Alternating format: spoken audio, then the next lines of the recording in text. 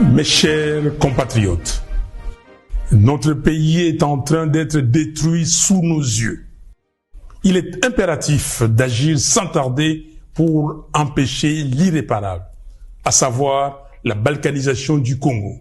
Une menace imminente qui met en péril notre souveraineté.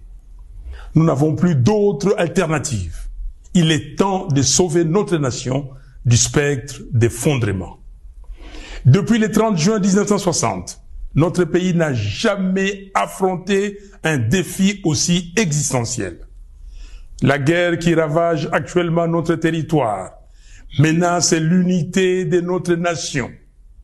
Dans ces contextes d'extrême urgence, la cohésion nationale doit s'imposer comme notre priorité politique absolue. Chaque jour, nos villes, nos territoires, nos villages et nos provinces tombent sous le joug des agresseurs, tel un héritage laissé à l'abandon. Combien de morts faudra-t-il encore pour que nous prenions pleinement conscience de l'urgence d'unir nos forces, de transcender nos divergences et de trouver une solution pour préserver les 2 345 410 km² de notre territoire. La balkanisation du Congo, insidieusement orchestrée sous nos yeux, ne saurait être tolérée. C'est un projet ignoble, une profanation de l'héritage légué par Simon Kimbangu et Patrice Lumumba.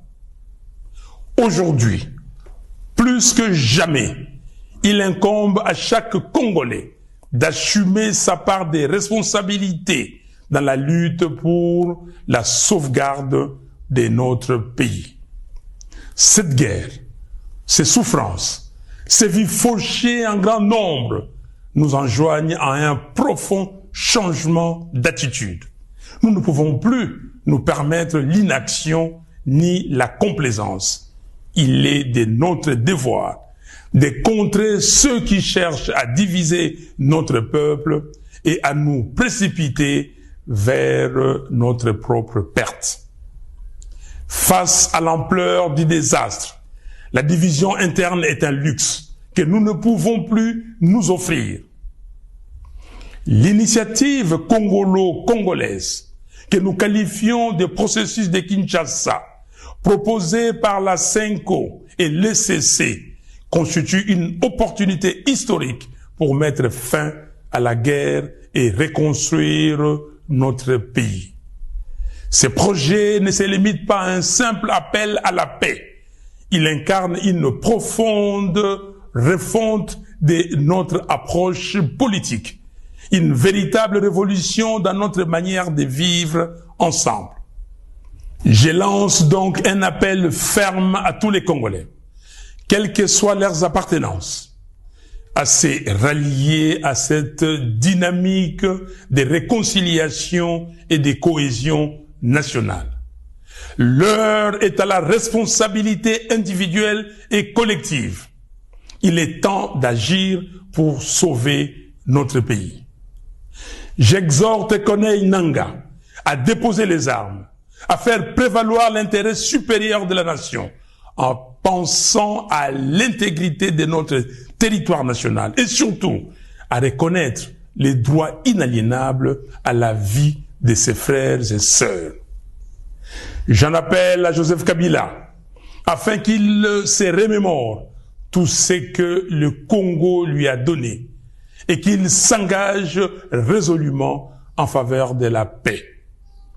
J'invite Félix Tshisekedi à mesurer l'ampleur du désastre qui accable notre pays et à soutenir sans réserve l'initiative des évêques de la CENCO et des pasteurs de l'ECC.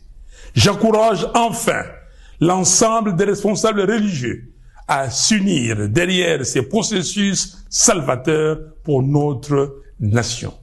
C'est une catharsis. Mes chers compatriotes, il est impératif que nous agissions sans délai pour mettre un terme à la guerre, stopper les massacres des Congolais, en finir avec les déplacements forcés de nos concitoyens, restaurer l'intégrité de notre territoire et alléger les souffrances de notre peuple. Il est temps de replacer notre nation sur la voie du développement, du progrès et de la dignité. Que Dieu bénisse le Congo et son vaillant peuple. Je vous remercie.